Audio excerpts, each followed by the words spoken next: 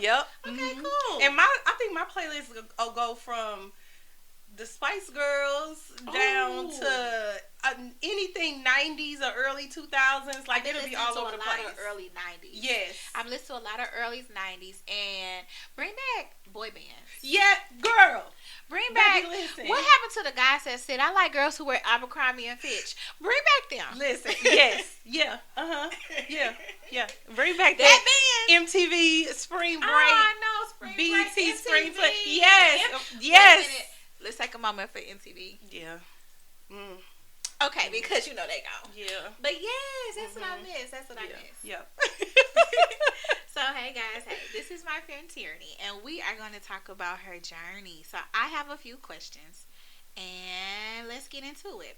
So, take us back to the beginning. What was happening in your life when you decided to become a content creator? Oh, this is a good one. Okay.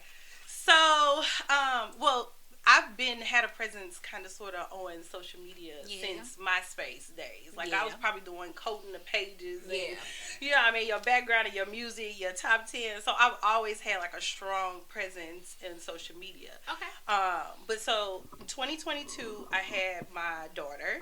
And a couple months after I had my daughter, my mom actually got diagnosed with breast cancer. Oh. So right away, like a couple of months after that, she had to go into intense radiation, intense chemo. I quit the job that I had, and I became her full-time caregiver. Okay. A couple months after that, my dad's health failed as well. His kidneys were failing, and so I had to become his full-time caregiver. So I was both of their full-time caregiver, plus I had a new baby, plus a mom, you try to be a friend, you try to be all of this. A couple months after that, my dad actually got a kidney and had to move to Chicago. So Michael actually went to Chicago with him. What? Yes, to stay, because it was like, if somebody doesn't come, like, that's it for him. So how long was he in Chicago? He was in Chicago for, I think, 3 months. What? Wow. How was your mom during that time? She was sick. It's like, we didn't think she was going to make it, like, some of the time. So she was still in intense radiation, chemo, all of that. And then, of course, Dad is gone, so she couldn't go. Right. So every weekend, I would drive her to Chicago, and then we would come back for her to do her treatment. So all this time, plus I had a brand new baby. I was going to say, this baby is only 3 now in 2026, guys. Yes. So I had a new baby. So depression came. So I was started being depressed. I was stressed. And then I had another have postpartum depression as well. So postpartum depression sunk in. If you know somebody, if you've ever been around somebody, caregiver, like, caregiving is hard as hell. It's very hard. My god sister, who's really like my cousin, we were raised all in families and things like that. My auntie passed, but she was her caregiver for a very long time. It's hard. And she was her caregiver, and she's currently my little cousin, god sister, caregiver right now. So she, like you, she has 2, but my auntie, she passed of, complications of health. But but now she is her sister's caregiver, and so when I say I know, I don't know, but I know. Baby, listen, it was probably one of the hardest things. So, and it's isolating. It's very isolating because now your life, you don't have a life. Your life is theirs. So, like, in your schedule, you don't have a schedule. Your schedule is there. So, everything has to be around there. So, basically, like, I was depressed and all this kind of stuff. But the whole time, I was documenting their journey because I didn't know what was going to happen to them, and I wanted to have something to look back. So, I documented their journey the whole entire time. And so, Orlando is one of the places, like, I feel like I can escape to. The theme parks, the Orlando, all of that. But during that time, I was unable to travel because I had all of this. Absolutely. So I started watching, like, Orlando content creators, and they was like my little sense of relief during that time. Yeah. So like your heaven on earth. Yes, moment. Just that little bit of watching them was like, oh, okay, that was my decompress for the day. Yeah. So we were watching them one day, and Michael was like, I think you'll be really good at that. And I'm like, no, I'm not doing that. I have so much stuff going on. I can't even think about what I want because everybody else has stuff going on. So, and he's like, no, I really think you can. Like, you always had social media. And he sees me, because at the time I'm still strolling. I had actually stopped posting during that time because I gained a lot of weight too. I stopped posting, but I was still scrolling. You know what I mean? He was like, no, I think you should do it. And I'm like, no. He bought me my first camera. And when he bought me the camera, he put a note on there. He was like, this is so you could go and achieve your dreams. Don't let nobody stop you. I still had a note. He was like, don't let nobody stop you. You're going to be good at it, blah, blah, blah. And he gave me the camera. And ever since he gave me the camera, I just never put it down. I love it, y'all. I love it. See? Ladies, good ones are out there. Yep. They are. Yeah. They're out there, guys. Yes. But so that's how you decided to start content creating. That's how. And then what made you really take it seriously? Like, what was the post?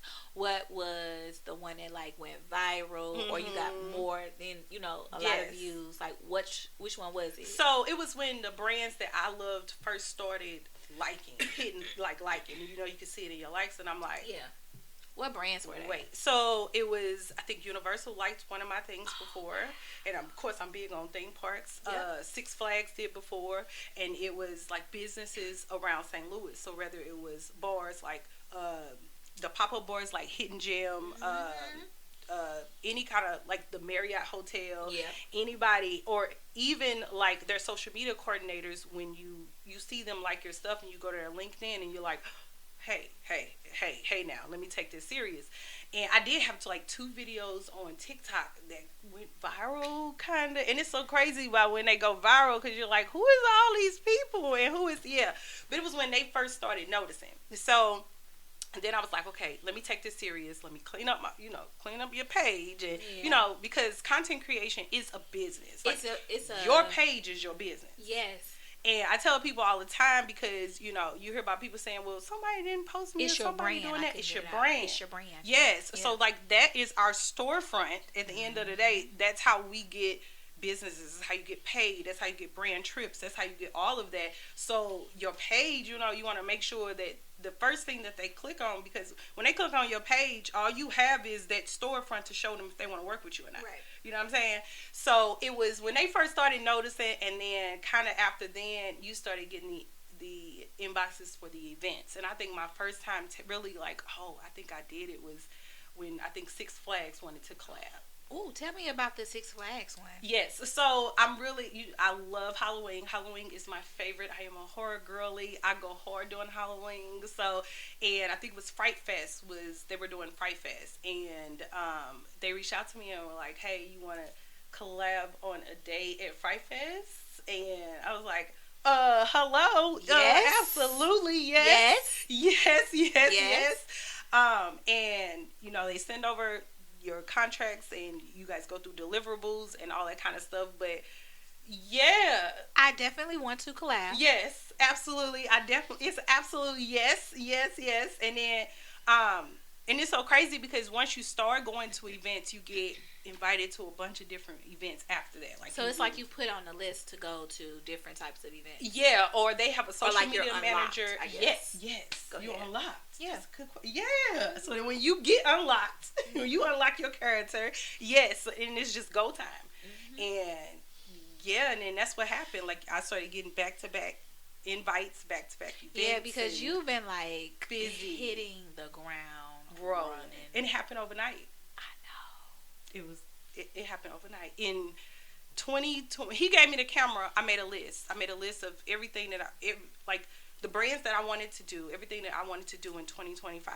And I hit everything on that list except for one, but that was my fault. But I hit every single thing on that list. I was very intentional with God about what I wanted. So you wrote down everything before you even had a chance to... Yes, when he gave me the camera, he gave me the camera for Christmas, actually. And okay. I sat down, I was like, God, this is how I want my year to look. If you get me here, I'll do the work. And when I tell you, I wrote it down, I put it in my Bible, and my mom always say, pray on it, blah, blah, blah. And I hit every single thing on that list. Like I said, except for one, but that was because of me, because of my laziness, and you know what I mean? But everything else, I was very intentional. And yes, I can't believe it, girl. I was like, wait, what?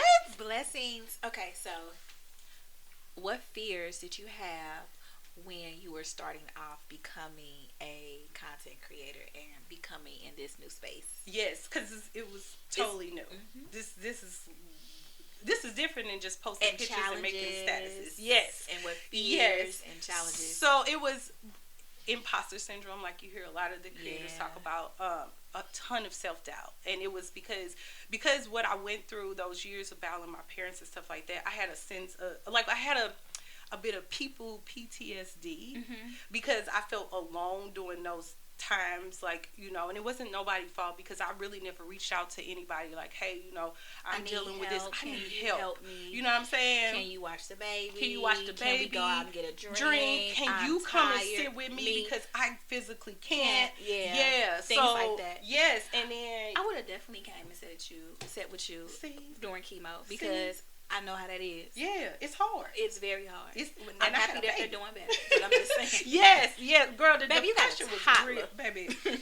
Listen, so yeah, it was the self-doubt and the getting over PTSD from people because in my mind, I felt like people weren't good. People didn't have empathy. Yeah. People lacked everything that I thought that people were because I'm a people person and I gave everybody the benefit of the doubt, and I was like, here I am, I gave my everything to people and I got nothing in return. So now I'm afraid of people, but my job is to work with the people. You have to advocate for your parents, you have to advocate for yourself, and then you have to work with others, and then advocate for yourself and in working with others. Yes. And it's a lot. Yeah. So then with that 2025, and you a mother, and I'm a girl. So with that 2025 list, I also put on there. I also put on there. You know, God, heal what I have against people, so that I'm not afraid to work with them. You know, and that was a journey. That was a whole journey in itself. But it was definitely self-doubt. And anything that you post on social media, you also have to be open for people to criticize. Yes. Because no matter if it's good, if it's bad, they gonna criticize. You could literally go to a car lot and give people 2026 Tahoes. Somebody gonna come on the list and be like, so why you ain't give nobody no BMWs? When I say that, is so true. Even in this like small platform that I have, it's still like I be reading the comments and I'm just like, this is like I don't know that this is gonna take so much. Yeah. Oh, energy. It's not even about that. You see what I get. You right. You deal with it. You say y'all comments try to mask. Yeah. Y'all comments, but like I'm talking about when they be talking about relationships. Like the men and women stuff. Oh talking about. That's what I'm talking about. That's true, but then sometimes you have a safe space. Listen. I do. No, I do. I definitely do. I'm just saying, like. On TikTok, remember that we had that one dude? Oh, yes. TikTok and that one dude, and he was like, yes, that's what I meant. Yeah. But in general, yes, Womanology listeners, you are. Yeah. TikTok, girl, yes. Chef's kiss. Yeah, so you have to be okay with putting yourself out there, putting your content out there. And the one thing that I learned from other creators too, because on the journey, what I did was I intentionally followed certain people and unfollowed a ton of people. Who did you intentionally follow and unfollow to help build your brand? As I was going on the struggle, because like I said, my mental was messed up completely.